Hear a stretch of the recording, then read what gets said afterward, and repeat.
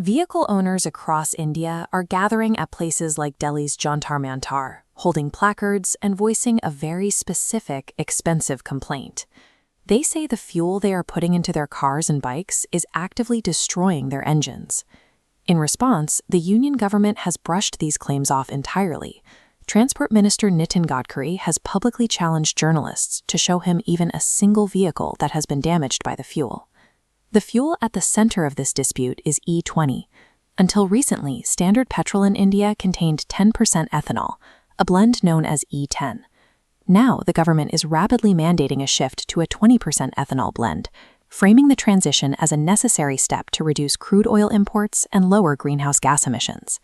The official line is that the science is completely settled and the fuel is entirely safe. Yet millions of people driving older vehicles are reporting sudden drops in mileage and persistent stalling issues.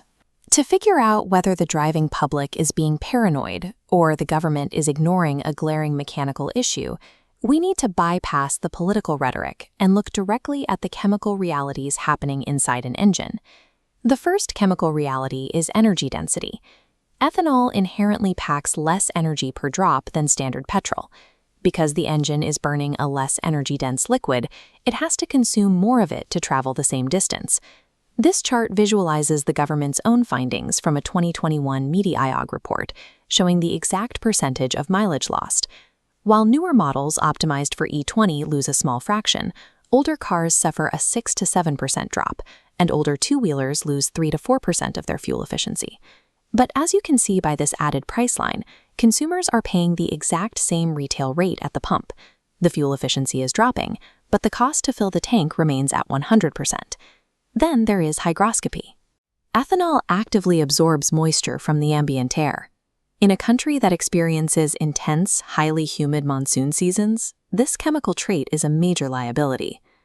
When too much water gets absorbed during transport or while sitting in an underground tank, the ethanol can physically separate from the petrol.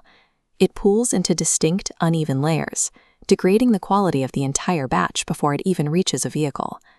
So the everyday driver is effectively paying full price for a physically downgraded liquid that is highly susceptible to weather contamination. For older vehicles, the third property of ethanol is the most destructive: solvency. Put simply, ethanol is an incredibly effective cleaning agent. When a strong solvent enters the engine of an older previous 6 vehicle, it gets to work scrubbing the interior. It dislodges years of built-up sludge, which then flows freely through the system until it inevitably clogs the fuel injectors. If this happens to your car, you are trapped.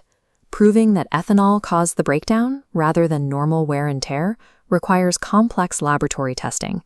It is nearly impossible for an individual consumer to establish without documented evidence, and that evidence exists. The Automotive Research Association of India, or ARAI, prepared a report confirming that E20 fuel directly deteriorates critical rubber parts, hoses, gaskets, and seals in older E10-compliant vehicles.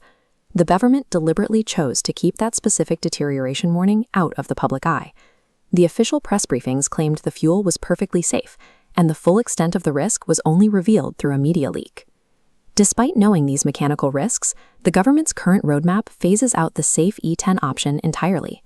If you drive an older scooter or car, you will soon have no choice but to pump E20. The administration is fully aware that this mandated fuel physically degrades legacy engines, but they are proceeding with a rollout that forces vulnerable drivers to buy it anyway.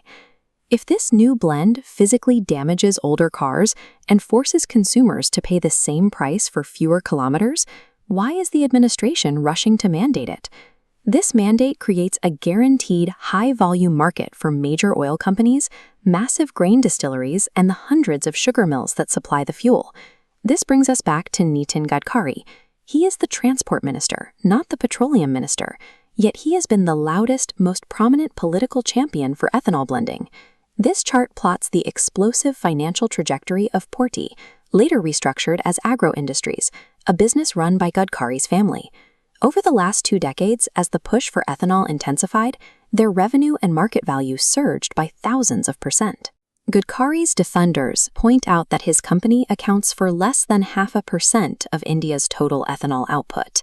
While mathematically true, that does not erase the glaring optics of a minister's own family cashing in heavily on a policy he spent years championing. With hundreds of sugar mills and distilleries seeing a similar windfall, the policy secures consistent profits for the agro-industrial sector, while leaving individual vehicle owners to absorb the costs of mechanical damage and lower fuel efficiency. To see how this transition should have been handled, we can look to Brazil, a country widely considered the global baseline for ethanol blending. Their transition took more than 3 decades of patient infrastructure development. Brazil took a critical step that India skipped. They maintained widely available protection-grade fuel, similar to E10, for decades. They ensured legacy vehicles were protected, while the market and the infrastructure naturally matured. India opted for a rushed timeline. The government chose to suppress key safety data about component deterioration and is actively eliminating consumer choice overnight. By refusing to publish evidence and forcing a rapid transition, the government has turned a standard infrastructure project into an unregulated national experiment, with unaware citizens footing the bill as the test subjects.